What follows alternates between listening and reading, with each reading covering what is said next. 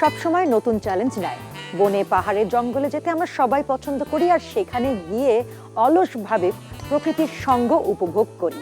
তবে এখনকার তরুণেরা চায় রোমাঞ্চ, বেরিয়ে পড়ে অ্যাডভেঞ্চারের খোঁজে, আর সেই খোঁজে পিছিয়ে নেই আমাদের মেয়েরাও। আমি আজরা মাহমুদ আপনাদের সবাইকে স্বাগত জানাচ্ছি বার্জার লাক্সারি সিল্ক নিবেদিত #নন্দিনীর আজকের পর্বে।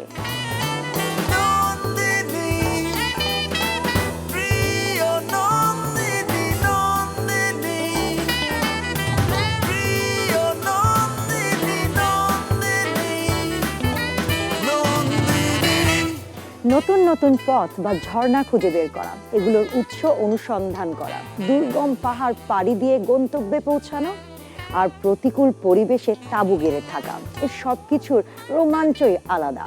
আর তা যদি হয় সাইকেলে চড়ে, তাহলে তো যোগ হয় নতুন মাত্রা। নতুন নতুন রুটে সাইক্লিং করার জন্য উদ্গ্রীব হয়ে থাকেন সাইক্লিস্টরা, আর এর জন্য তাদের বেশি টানে দুর্গম পাহাড়। সে টানেই বাংলাদেশের প্রথম নারী সাইক্লিস্ট হিসেবে বিশ্বের সবচেয়ে উঁচু যান চলাচলের রাস্তা খারদুংলা জয় করেছেন আমাদের খুলনার মেয়ে জিনিয়া তাবাসসুম। আমন্ত্রণ জানাচ্ছি আমাদের আজকের নন্দিনী সাইক্লিস্ট জিনিয়া তাবাসসুমকে। হ্যালো,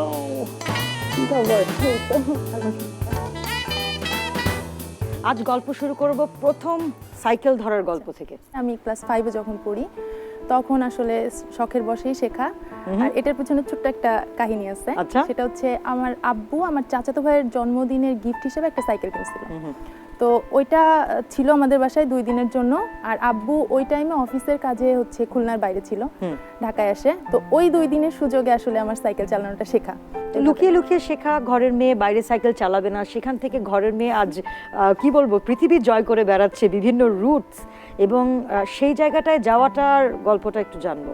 আমার চারপাশ আমাকে দেখতে হবে, ঘুরতে হবে। তো এইভাবে এইটা থেকে আসলে যখন আমার বিএসসি কমপ্লিট হয়, তারপর আমি হচ্ছে জবের জন্য আসলে অ্যাপ্লাই করি চিটাগং এর দিকে, কারণ পাহাড় সবসময় টানে। তো ওইভাবে চিটাগং যাওয়া, চিটাগং গিয়ে প্রথম দিকে ঘোরাঘুরি করতাম। এরপর ওইখানে কিছু ফ্রেন্ড সার্কেল হয়, ওরা রেগুলার সাইক্লিং করতো। ওদের দেখা দেখি মাথার মধ্যে আবার ভূতটা চাড়া দেয় যে হ্যাঁ সাইকেল নিতে হবে আমাকে, এবং আমার সাইক্লিং লাইফ শুরুই হয় আসলে পাহাড়ে। একটু জানতে চাইবো যে এই এতগুলো যে জয় করা সবচেয়ে স্মরণীয় ঘটনা কোনটা? সবচেয়ে স্মরণীয় ঘটনা ছিল হচ্ছে আমি টেকনাফ তেতুলিয়া যেটা দেই, ওটাতেও 2টা মেয়ে ছিলাম। তো এই যে পার্টনারটা, এই পার্টনারের সাথেই কি সব জায়গায় যাওয়া? বিভিন্ন সময় পার্টনার আমার চেঞ্জ হয়। আচ্ছা, এখানে যেটা হয় যে আমি এই ক্রসটা দিই ঢাকায় আসার পর, এটা আমার ইচ্ছা ছিল একা দেওয়ার। এখন আমি যে গ্রুপের সাথে আছি হেমন্ত রাইডার্স, হ্যাঁ, তো ওই গ্রুপে যে অ্যাডমিন ফিলিপ ভাই, তো আমি ওনাকে প্রথমে বললাম যে ভাইয়া আমি এরকম ক্রস দিতে চাচ্ছি। তো ওইখানে যারা আছে কেউই রাজি হলো না, তুমি একা দিতে পারবা না, সাথে হয় তোমার কোনো পার্টনার নিতে হবে, মানে ছেলে হোক মেয়ে হোক, তুমি কাউকে করো। তুমি এক্সপেডিশনে যাও, নেটওয়ার্কের বাইরে চলে যেতে হয়, হ্যাঁ, তো সেখানে সমস্যা হয় না পরিবারের সাথে? বাংলাদেশের মধ্যে যতদিন আমি সাইক্লিং করছি ততদিন তো ওরকম খুব বেশি সমস্যা হয় নাই, কিন্তু যখন ইন্ডিয়াতে যেটা গেলাম, মানে প্রথমেই তো ওইটা ছিল খারদুংলা ট্রিপ। আমার ছোট বোনকে বলে গেছিলাম যে আমি 8 দিন নেটওয়ার্কের বাইরে থাকবো, আর আব্বু আম্মুকে বলি নাই কারণ তারা টেনশন করবে। তো তারপরেও টেনশন করছে। যখন 8 দিন পর নেটওয়ার্কে ফিরলাম, হাজারো মানুষের SMS, ফেসবুকে নক করছে, হোয়াটসঅ্যাপে নক করছে যে কি অবস্থা, কোথায় আছি কি। আব্বু প্রচন্ড রেগে গেছিল আমার উপর, আর যার জন্য বাসায় আসার পর অনেকদিন কথা বলে নাই আমার সাথে। কতদিন কথা বলেনি? তো সেটা 10-15 দিন তো হবেই। এই কঠিন রাস্তা পাড়ি দিয়ে বাসায় এসে বাবা যখন এতটা দিন কথা বলছে না, হ্যাঁ, তখন আমি আম্মুর সামনে অনেক কান্নাকাটি করছি। আর আব্বুর জিনিসটা হচ্ছে আসলে আমরা এমন একটা সমাজে বাস করি যেখানে আশেপাশের মানুষ কথা অনেক বেশি বলে, ভালো জিনিস থেকে খারাপ জিনিস, এবং আব্বুকে অনেক কিছু শুনতে হয়েছে। তো এটা কষ্টের ছিল যে আমার জন্য কেন আমার বাবা কথা শুনবে, এবং আমি তো এমন কোনো কিছু করতেছি না যেটার জন্য তাকে এই ধরনের কথা শুনতে হবে। তো আমাকে বলতেছে, আমি সব প্রতিনিয়ত শুনতেছি, শুনতে শুনতে আমি অভ্যস্ত, কিন্তু আব্বু এই কথাটা শুনবে আসলে এটা মেনে নিতে পারতেছিলাম না। সেই ফিলিংটা কেমন ছিল আসলে খারদুংলার মতো একটা যান চলাচলের রাস্তা পাড়ি দিয়ে এসে? ওই সময়টা একটা জিনিসে কাজ করছে যে যেভাবে হোক শেষ করতে হবে, কারণ মানে যেরকম চিন্তা করে আমি গেছিলাম জিনিসটা তার থেকেও কঠিন। আসলে আমাদের সমাজের কিছু চিন্তা ভাবধারার জন্য অর্জনগুলো, মেয়েদের কিছু কিছু অর্জন কিন্তু হারিয়ে যায়। এটা মানে অনেক দুঃখজনক বলতেই হবে। কোনো ঘটনা কি মনে পড়ছে তোমার? জিনিসটা হচ্ছে সাইকেল নিয়ে যখনই বের হব বা বের হই, বাসা থেকে এইটা চিন্তা করেই বের হয়ে যে আমাকে হাজার কথা শুনতে হবেই। তো এটা যেভাবেই হোক আমাকে ইগনোর করতে হবে যে কিছুই হচ্ছে না। আমি যেখানে যাইতে চাচ্ছি আমি ওইভাবেই যাব। এটা যখনই আমি মেনে নিতে পারবো তখন আমি সামনে আগাইতে পারবো। মেয়েদের ক্ষেত্রে সবচেয়ে বড় প্রতিবন্ধকতা যেটা মানুষের কথা। একটা মেয়েকে অনেক কথা শুনতে হয় সব দিক থেকে, তো এটাকে মেনে নিতে হবে। আমরা পড়াশোনা করি যখন, আমাদের মধ্যে কিন্তু কোনো ভাগ থাকে না, ছেলে এটা পড়বে মেয়ে এটা পড়বে। আমরা কিন্তু পড়াশোনা সবাই করতেছি, তাহলে কেন অন্য সেক্টরে গিয়ে আমাদের মধ্যে ভাগ শুরু হবে যে মেয়ে এটা করতে পারবে না ছেলে এটা করতে পারবে না? আসলেই কিন্তু আমাদের এই কনজারভেটিভ সোসাইটি থেকে বেরিয়ে যে কোনো মেয়ে সাইকেল নিয়ে চলে যাবে একটা ক্রস কান্ট্রি, সেটা কিন্তু ইমাজিন করা যায় না। সব সময় যেটা চাই যে আমাকে দেখে আরো মেয়েরা আসুক, হ্যাঁ, মেয়েরা সামনে আগাক। আর সাইক্লিং কোনো খারাপ জিনিস না, এটা অবশ্যই না। একটা মানুষ যদি সাইক্লিং করে শরীর ভালো থাকবে, পরিবেশ মানে পরিবেশ বান্ধব, তো সব দিক থেকেই ভালো। আরেকটি বিষয় জানতে চাইবো যে সাইকেল চালানোর পথে কিন্তু অনেকটা সময় একবারে সাইকেল চালানো হয়, তো সেই ক্ষেত্রে খাওয়া দাওয়ার কি হয়? এমন হয় যে 10 কিলো 15 কিলো পর পর কোথাও আমরা দোকান পাচ্ছি বা কিছু, দোকান কি সব সময় পাওয়া যায়? না, সব সময় পাওয়া যায় না, এই জন্য ড্রাই ফ্রুট যেগুলো আছে ক্যারি করতে হয়। অদম্য নারীরা জয় করে চলেছেন পৃথিবী। সেই পৃথিবী জয় করা নারীদের নিয়েই এবারে থাকছে নন্দিনীদের খবর। বিশ্বখ্যাত অক্সফোর্ড বিশ্ববিদ্যালয়ের ছাত্র সংসদের প্রেসিডেন্ট নির্বাচিত হয়েছেন বাংলাদেশের মেয়ে আনিশা ফারুক। বিশ্ববিদ্যালয়টির ছাত্র সংসদের ইতিহাসে আনিশাই প্রথম কোনো বাংলাদেশি বংশোদ্ভূত প্রেসিডেন্ট। চূড়ান্ত পর্বে নির্বাচনে 2019-20 মেয়াদের জন্য সংগঠনটির শীর্ষ পদের দায়িত্ব পান আমাদের আনিশা ফারুক। এখন থেকে গর্ভবতী সংসদ সদস্যরা শারীরিকভাবে উপস্থিত হতে না পারলেও প্রতিনিধির মাধ্যমে প্রক্সি ভোট দিতে পারবেন।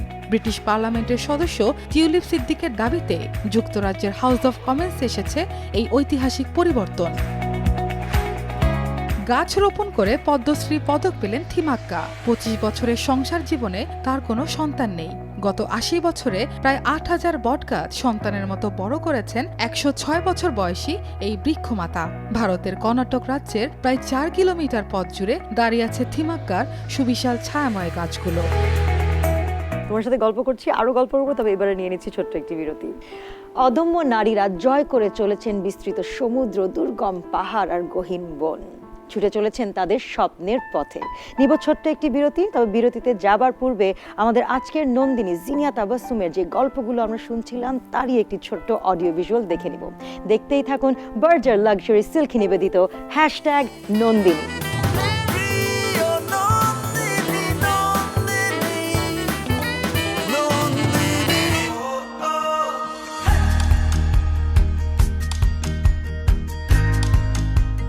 প্রথম দিন যখন রাস্তায় নামি সাইকেলটা নিয়ে, তো প্রথম দিনের অনুভূতিটা এমন ছিল যে মনে হচ্ছিল যে পেছন থেকে যদি বাস বা ট্রাক হর্ন দেয়, ওই সময় মনে হচ্ছিল যে আমার উপর দিয়েই গাড়িটা চলে যাবে। চিটাগাংয়ের দিকে তো বলে মা সাইকেল নিয়ে যাই। আস্তে আস্তে এটার সাথে অভ্যস্ত হয়ে গেছি যে না, আমার যখন প্যাশন এটা যে আমাকে এটা করতে হবে, তখন অন্য কোনো দিকে তাকাইলে আমার হবে না। নিজেকে ভালো রাখলে আসলে অন্য সবাইকে ভালো রাখা সম্ভব। সবাই সবসময় চেষ্টা করবেন নিজের মনকে ভালো রাখার জন্য, নিজেকে হাসি খুশি রাখবার জন্য।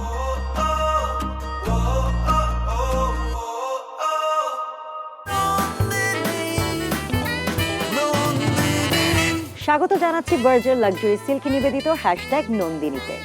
বিশ্বের সবচেয়ে উঁচু যান চলাচলের রাস্তা খারদুংলা সাইকেল চালিয়ে পাড়ি দিয়েছেন আমাদের দেশের মেয়ে জিনিয়া তাবাসসুম। কথা হচ্ছিল তারই সাথে তার ভ্রমণ নিয়ে।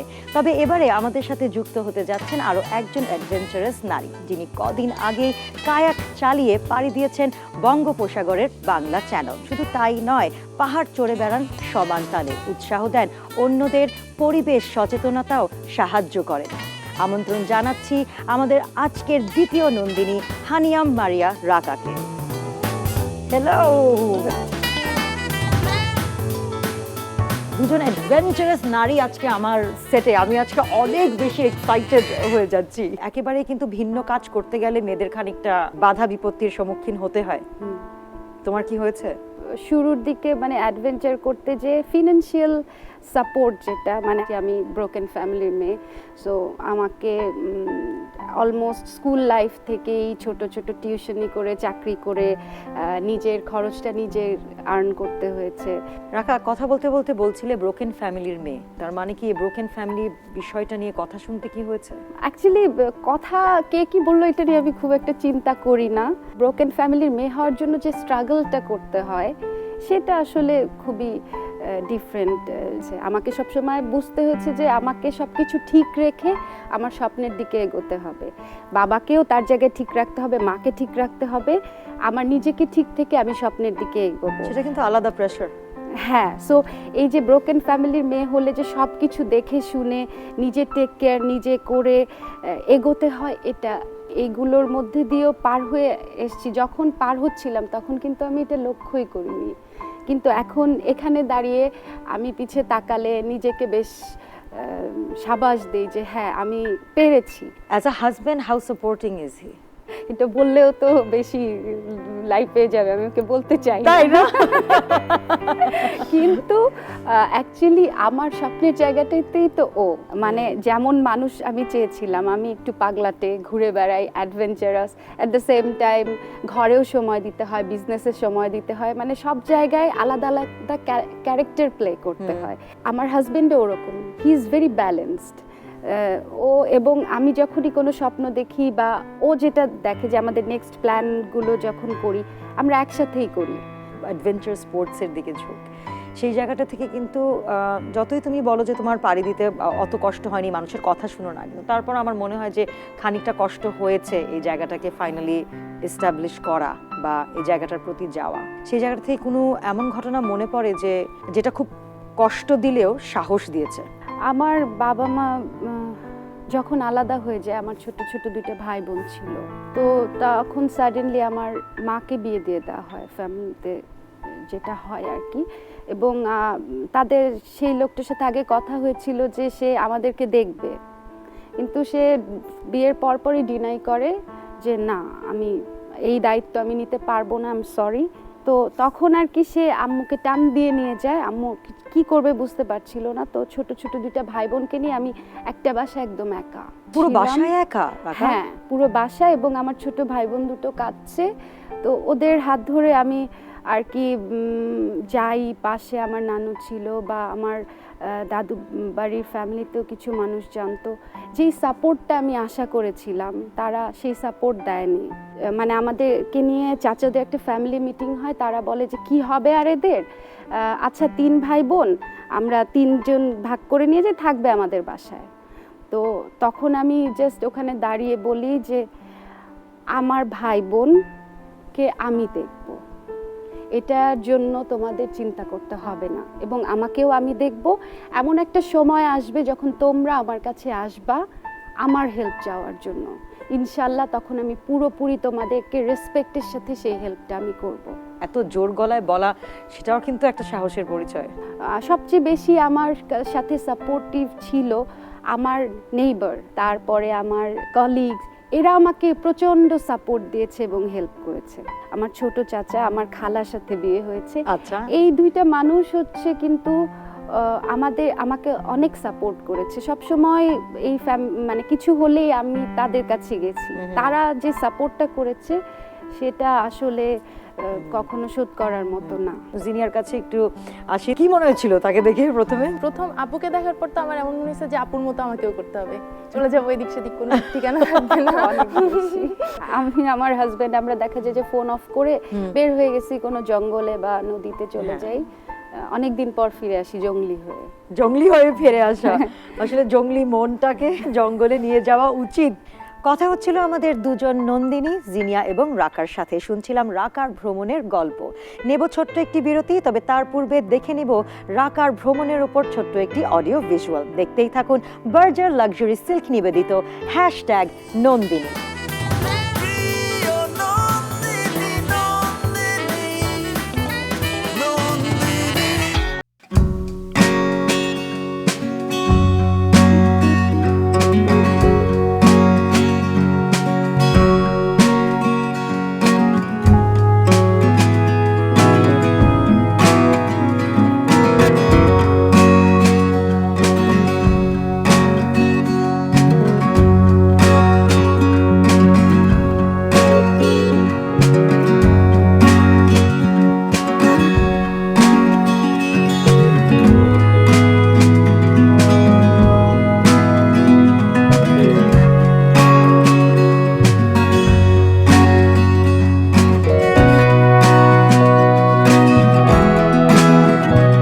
এটা তো খুব ক্ষণস্থায়ী। কোনো শখ বা ইচ্ছা নিজের সাধ্যের মধ্যে কিংবা অসাধ্যই হোক, সেই স্বপ্ন যাতে আমরা ছেড়ে না দিই।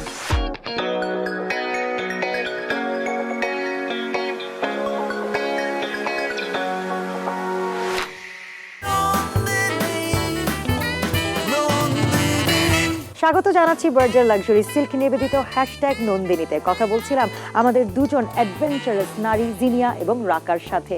একটা জিনিস আমি খেয়াল করলাম, রাকা যখন থেকে এখানে বসে তার ফ্যামিলির গল্প বলছিল তখন থেকে কিন্তু জিনিয়া একটু চুপচাপ হয়ে গেছে, নিচে তাকিয়ে আছে তো নিচেই তাকিয়ে আছে, মাথাও খুব একটা তুলছে না।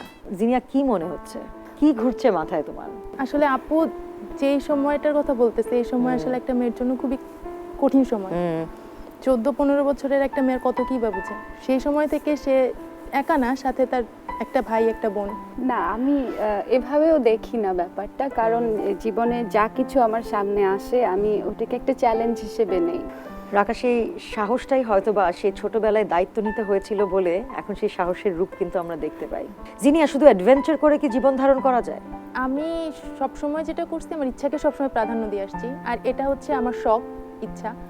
তো আর যদি পেশার দিক থেকে বলি, পেশাগত দিক থেকে আমি একজন সফটওয়্যার ইঞ্জিনিয়ার, এটা বলতে আমি বেশি স্বাচ্ছন্দ্য বোধ করি। আমার যেটা মনে হয়, আমি শখ আর পেশা যদি একসাথে করে ফেলি, তখন হচ্ছে আমার ভেতরের যে আনন্দটা এটা আর থাকবে না। এটা খুব ভালো কথা বলেছে, কিন্তু আসলেই শখ আর পেশাকে অনেক সময় এক করে ফেললে কিন্তু সেই নিজের আনন্দটা থাকে না। রাকা, কি বলো? আমার কাছে তো এরকম লাগে না, কারণ অনেকেই যারা ট্রেকিংয়ে যায়, নতুন করে মানে নতুন কাজ শুরু করছে, নতুন ক্যাম্পিং করছে, সাজেশনের জন্য আসে অলমোস্ট এভরিডে আমাকে কিন্তু একইভাবে অনেককে বোঝাতে হয়, তাদেরকে সাজেশন দিতে হয়। আমার ভালো লাগে এটার সাথে অ্যাটাচ থাকতে। কেউ যদি প্রেসার দিয়ে বলতো যে তোমার বাধ্যতামূলক হতো এই চ্যানেল পার করতেই হবে, তখন কিন্তু ওই যে নিজের যে ফ্রিডমটা সেটা চলে যেত, তাই না? এই জিনিসটা আমার এই আমি একটু দেখলাম কিন্তু রাকার চেহারাটা, আমি যখন বললাম যে তোমার এই চ্যানেল পার করতেই হবে, এইটাই আমার কাছে প্রতিদিনই অনেক নক আসে যে আপু আপনি এই রুটটাতে গেছেন, রুট প্ল্যানটা আমাকে একটু দেন। ছেলে মেয়ে অনেকেই নক করে, বা কিভাবে যাব, কতদিন লাগবে। তো এটা প্রতিদিনই এমন হয় যে কিছু মানুষকে আমার উত্তর দিতেই হচ্ছে যে এটা এইভাবে যাবেন, এটা এভাবে করবেন। ওটা কিন্তু ভালো লাগে যে আমার কাছে জিজ্ঞেস করতেছে কিভাবে যাব, কিভাবে করব, বা আমি একটা জায়গা থেকে ঘুরে আসছি, তারা আগ্রহ প্রকাশ করতেছে। হ্যাঁ, জিনিয়ার কাছে একটুখানি জানতে চাইবো যে বলবো 500 কিলোমিটার ঊর্ধ্বে না, 510 কিলোমিটার ঊর্ধ্বে জয় করা একজন মেয়ে, সে কি তার বাবা মাকে আজ কিছু বলতে চায় যা কখনোই বলা হয়নি? আমার জন্য অনেক সময় অনেক কিছু তাকে শুনতে হয়েছে, অনেক মানুষের কাছে অনেক কথা শুনছে। তো আমি সরি আব্বু, আব্বুকে সত্যি অনেক ভালোবাসি, অনেক বেশি। কখনো সামনাসামনি বলা হয় নাই, বা কখনো এভাবে বলি নাই যে কতটা ভালোবাসি। রাকা, আসলে বাবাকে কত না বলা কথা যে জমে আছে, হয়তো মানে শুধু এটাই দোয়া করি উনি যেখানে আছেন, যেভাবে আছেন, যেন ভালো থাকেন। আসলে তোমাদের কথা শুনতে শুনতে না আমার বাবার কথা মনে পড়ে গেল। আমি যখন মডেলিং শুরু করি তখন কিন্তু আমার বাবাও জানতো না এবং সে চাইতেন না। তো আমি যখন প্রথম আমার বিউটি প্যাজেন্টের জন্য অ্যাপ্লাই করি, তখন ফোন কলটা যে আমি সিলেক্টেড হয়েছি, যে তখন টিএনটি ফোন ছিল, তো টিএনটি ফোনে আসতো, 2001 সালের কথা বলছি, 2 সালের কথা বলছি। তখন ফোনটা কিন্তু আমার বাবাই ধরেছিল এবং ধরে বলছিল, না আমার মেয়ে এই কাজ করবে না, তোমরা তাদের নাম কেটে দাও। এবং 4 বছর লুকিয়ে কিন্তু কাজ করেছি। আমার আম্মা অনেক সাপোর্টিং ছিল, আম্মা পত্রিকা গায়েব করে দিত বাসা থেকে। যখন তিনি জানতে পারলো প্রায় 4-5 বছর পরে, আমি তখন উপস্থাপনা করি, আমার টিভিতে দেখে ফেলেছিলেন উনি। এবং সেই মুহূর্তটা না, মানে আব্বা নিজেই বুঝে উঠতে পারছিল না যে আব্বা আমাকে বকা দিবে নাকি এটা একটা প্রাউড মোমেন্ট। এবং আজকে দাঁড়িয়ে যখন আব্বা বলে যে আজরা আমার মেয়ে, সে জায়গাটা কিন্তু শুনতে আসলেই খুব ভালো লাগে। আর তুমি তো একাই 100, একা 100, একা 500। আমার মায়ের সাপোর্ট তো আছেই কিছুটা, কারণ আমি তার কাছ থেকে ক্রিয়েটিভিটি পেয়েছি। তারপর তিনি মানুষটা অনেক ভালো, হয়তো বা বিভিন্ন কারণে আমাকে সে প্রপার সাপোর্টটা দিতে পারে নাই, কিন্তু ওনার কারণে অনেক কিছু আমি এই দুনিয়াতে নিয়ে আসতে পারছি, যেটা হয়তো আমি পেতাম না এমনিতে। আসলে বলতে হবে যে বাবা মা তাদের সন্তানদের সাপোর্ট করছে, তারা যেন এভাবেই সাপোর্ট করে যায় এবং সেই সাথে আশেপাশের বাবা মাগুলোকেও বুঝায় যে না, সাপোর্ট কিন্তু প্রয়োজন আছে। বাবা মার সাপোর্ট ছাড়া কিন্তু একটা সন্তানের এগিয়ে যাওয়া বেশ কঠিন হয়ে পড়ে। বাবা হচ্ছে পাওয়ার আর মা হচ্ছে কিন্তু বেশ একটা স্ট্রং পিলার। আমি একটু তোমাদেরকে বলবো যে শেষ করার পূর্বে যদি কোনো কথা থাকে যেটা তোমরা তোমাদের দর্শকদের বলতে চাও অথবা কাউকে বলতে চাও। আমার গ্রুপ হেমন্ত রাইডার্স, আমি এখান থেকে অনেক সাপোর্ট পাইছি এবং যার কথা না বললেই নয় সেটা হচ্ছে ফিলিপ ভাই। আসলে ওনার অবদান অপরিসীম আমার এই পর্যন্ত আসার জন্য। রাকা, ছোট্ট একটা কথা, তুমি তো বক্সিংও করো। হ্যাঁ, এটা আমাদের ফ্যানদের উদ্দেশ্যে, তোমার ফ্যানদের উদ্দেশ্যে কোনো কথা। আমি এটাই বলবো যে আমি অনেক মেয়ের কাছে শুনি যে তারা অ্যাডভেঞ্চারে আসতে চায়, মানে কিন্তু বলে যে চাকরির জন্য পারছে না বা বিভিন্ন বাধা, সামাজিক যে বাধা, এই জন্য পারছে না। এটা আমার কাছে অযৌক্তিক লাগে। হ্যাঁ, যে জীবনে যেটা শখ সেটাকে যেন তারা প্রায়োরিটি দেয়, যেটা ভালো লাগা, নইলে কিন্তু জীবনটাও তাদের কাছে একসময় আনবেয়ারেবল হয়ে যাবে। সো নিজেকে আগে ভালোবাসতে হবে আর নিজেকে ভালোবাসার জন্য শখগুলোকে প্রাধান্য দিতে হবে, তাহলেই আমি আশেপাশে সবাইকে খুশি রাখতে পারবো, ভালোবাসতে পারবো। কথা হচ্ছিল জিনিয়া ও রাকার সাথে। একজন সাইকেল আর আরেকজন কায়াক নিয়ে বেরিয়ে পড়েছেন অ্যাডভেঞ্চারের সন্ধানে, জয় করেছেন অজেয়। নারীর এই বিজয়ের ইতিহাস বাংলাদেশের সমান বয়সী। তেমনি একজন বিজয়ী নারী অ্যাথলিট সুলতানা কামাল, যিনি মুক্তিযুদ্ধের আগে থেকেই বাংলার সেরা অ্যাথলিট ছিলেন, হয়েছিলেন বঙ্গবন্ধু পরিবারের সদস্য। চলুন জেনে আসি সেই বিজয়ী নারীর কথা। সুলতানা আহমেদ খুকি, ক্রীড়াবিদ। জন্ম 1952 সালের 10 ডিসেম্বর ঢাকার বকশীবাজারে। স্কুলে থাকতেই যোগ দেন মোহামেডান ক্লাবে। পড়াশোনা করেছেন ঢাকা বিশ্ববিদ্যালয়ে। হার্ডলস, হাই জাম্প ও লং জাম্প 3 ক্ষেত্রেই কৃতিত্বের স্বাক্ষর রেখেছিলেন সুলতানা আহমেদ। মাত্র 16 বছর বয়সে পাকিস্তান অলিম্পিকে রেকর্ড করে স্বর্ণপদক জয় করেছিলেন। 1970 সালে লাহোরে জাতীয় ক্রীড়া প্রতিযোগিতায় হার্ডলসে নিজেই নিজের রেকর্ড ভাঙেন। 1973 সালে জাতীয় অ্যাথলেটিক্সের প্রথম আসরে 100 মিটার হার্ডলস, হাই জাম্প ও ব্রড জাম্পে প্রথম হন। তার এই জয়রথ চলতে থাকে 1974 ও 1975 সালের জাতীয় অ্যাথলেটিক্স প্রতিযোগিতাতেও। 1975-এর 14 জুলাই বঙ্গবন্ধু শেখ মুজিবুর রহমানের বড় ছেলে শেখ কামালের সাথে বিয়ে হয় সুলতানা আহমেদের। 15 আগস্ট 1975 সালে স্বামী শেখ কামাল সহ পরিবারের অন্যান্য 17 সদস্যের সাথে নিহত হন সুলতানা কামাল। জিনিয়া, তোমাকে বলবো, তোমার দিকে যে নারীরা তাকিয়ে আছে তাদের জন্য কিছু বলতে চাও? আমি আমার বোনেদের উদ্দেশ্যে এটাই বলতে চাইবো যে নিজের ইচ্ছা, যেটা ইচ্ছাকে সবসময় প্রাধান্য দাও। আর ইচ্ছা যদি সৎ থাকে তাহলে সেটাকে যেভাবে হোক চেষ্টা করো সফল করার, আর চেষ্টা থাকলে সফলতা আসবেই। জিনিয়া এবং রাকার মতো নারীরাই এগিয়ে নিয়ে যাচ্ছে নিজেদের, এগিয়ে নিয়ে যাচ্ছে বাংলাদেশকে, রাঙিয়ে তুলছে চারপাশ। থেমে থাকবেন না আপনারাও। অনুষ্ঠানের একেবারে শেষ প্রান্তে আমাদের অনুষ্ঠান আপনাদের কেমন লাগলো তা জানাতে লগ ইন করুন www.facebook.com/nagorik.media-তে। আপনাদের আশেপাশের নন্দিনীদের খবর আমাদের জানান। এবারে চলে যাব আমাদের বরাবরের পর্ব স্মৃতির আঙিনায়, যেখানে আমাদের অ্যাডভেঞ্চারাস নারীর কিছু অ্যাডভেঞ্চারাস মুহূর্ত আমরা ধরে রাখবো। আপনাদের সাথে আমার আবারও দেখা হবে নতুন এক পর্বে, নতুন এক নন্দিনীকে নিয়ে। আমি আজরা মাহমুদ আজ বিদায় নিচ্ছি। দেখতেই থাকুন বার্জার লাক্সারি সিল্ক নিবেদিত #নন্দিনী, শুধুমাত্র নাগরিক টিভিতে। আমরা পাশে দেখতে পাচ্ছি একটা কাজ আছে, আমরা স্মৃতির আঙিনা বলি, যেখানে আসলে মুহূর্তগুলো ধরে রাখবো। কিছু অনুরোধ করব, কিছু লেখা। তুমি হারনি, পথ ছাড়নি, লোকে জানে তুমি হার মাননি। নন্দিনী, প্রিয় নন্দিনী, নন্দিনী, প্রিয় নন্দিনী, নন্দিনী, নন্দিনী। নতুন নতুন ভিডিও পেতে নাগরিকের ইউটিউব চ্যানেলটি সাবস্ক্রাইব করুন এবং পাশে থাকা বেল আইকনটি চাপুন।